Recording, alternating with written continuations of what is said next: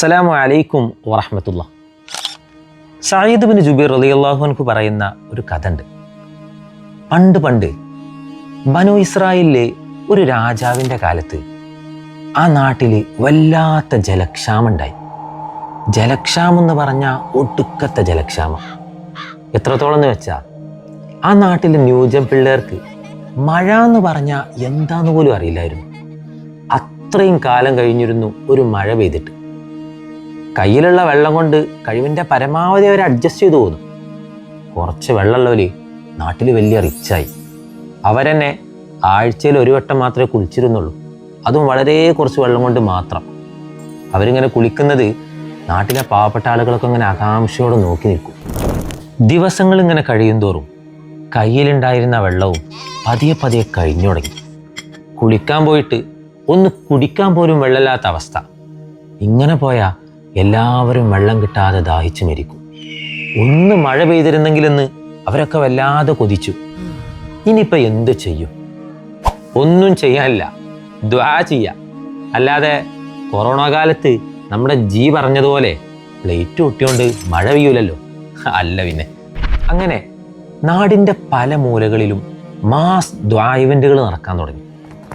കുന്നിൻ്റെ മുകളിൽ, മലഞ്ചെരുവുകളിൽ, താഴ്വാരങ്ങളിൽ, അങ്ങാടികളിൽ, അങ്ങനെ എല്ലായിടത്തും. പക്ഷേ എത്ര ദ്വാ ചെയ്തിട്ടും ഒരു തുള്ളി മഴ പോലും അവർക്ക് ലഭിച്ചില്ല. പല വെറൈറ്റി ദ്വാകളും അവർ ചെയ്തു നോക്കി, എന്നിട്ടും നോ രക്ഷ.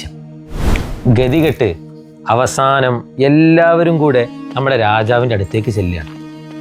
അങ്ങനെ മഴ പെയ്തിട്ട് ഒരുപാട് കാലമായി. നമ്മുടെ അടുത്തുണ്ടായിരുന്ന വെള്ളമൊക്കെ കഴിഞ്ഞു തുടങ്ങി. ഇനിയും മഴ പെയ്തിട്ടില്ല എന്നുണ്ടെങ്കിൽ നമ്മളൊക്കെ മരിച്ചു പോകും. ഒരുപാട് പ്രാവശ്യം നമ്മൾ അള്ളാനെ വിളിച്ചു നോക്കി, പലരെയും നമ്മൾ ട്രൈ ചെയ്ത് നോക്കി. അള്ള പരിധിക്ക് പുറത്താണെന്നാണ് തോന്നുന്നത്. കാരണം റിപ്ലൈ ഒന്നും കിട്ടണില്ല. ഇനിയും മഴ പെയ്തിട്ടില്ലെങ്കിൽ നമ്മൾ എന്ത് ചെയ്യും രാജാവേ? ഒന്നും ചെയ്യണ്ട, ചെയ്യാനുള്ളതൊക്കെ ഇനി നമ്മൾ ചെയ്യും. നിങ്ങൾ ഒരു വട്ടം കൂടി പോയി ദ്വാ ചെയ്യും. അതിലും അള്ള നിങ്ങൾക്ക് മഴ തന്നിട്ടില്ല എന്നുണ്ടെങ്കിൽ അവനെ ഞാനൊരു പാഠം പഠിപ്പിക്കും.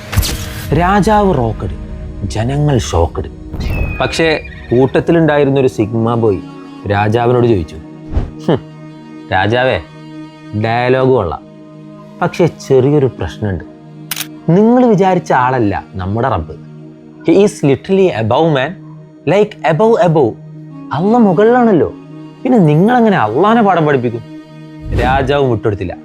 മോനെ, ഉപദേശം കൊള്ളാം, പക്ഷേ ചെറിയൊരു ട്വിസ്റ്റ് ഉണ്ട്. ഇനിയും നിങ്ങൾ ദ്വാ ചെയ്തിട്ട് റബ്ബ് മഴ തന്നിട്ടില്ല എന്നുണ്ടെങ്കിൽ ഈ നാട്ടിലുള്ള അവൻ്റെ ഓരോ ഔലിയാക്കളെയും ഞാൻ നിരയായി വധിച്ചു കളയും. അങ്ങനെ അവരെല്ലാവരും കൊട്ടാരത്തിൽ നിന്ന് പിരിഞ്ഞുപോയി ഒരു സ്ഥലത്ത് ഒത്തുകൂടുകയാണ്.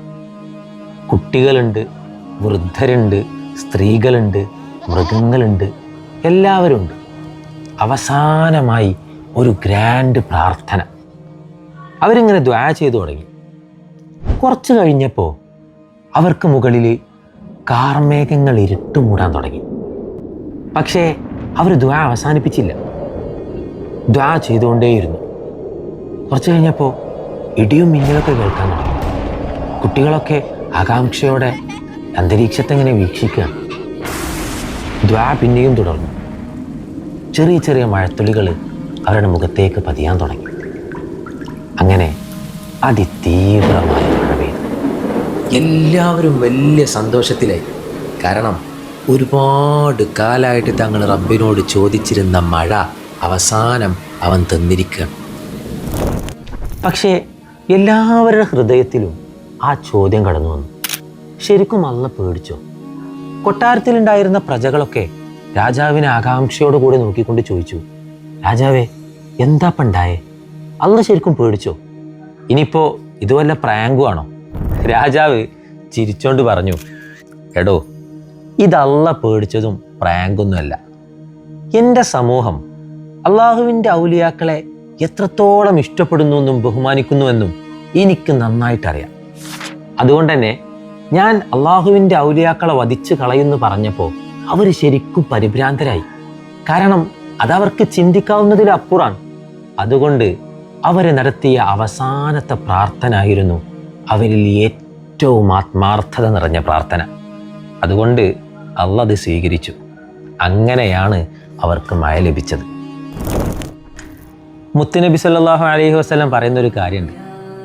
നമ്മുടെ റബ്ബിന് ഒരു പ്രത്യേകത ഉണ്ട്.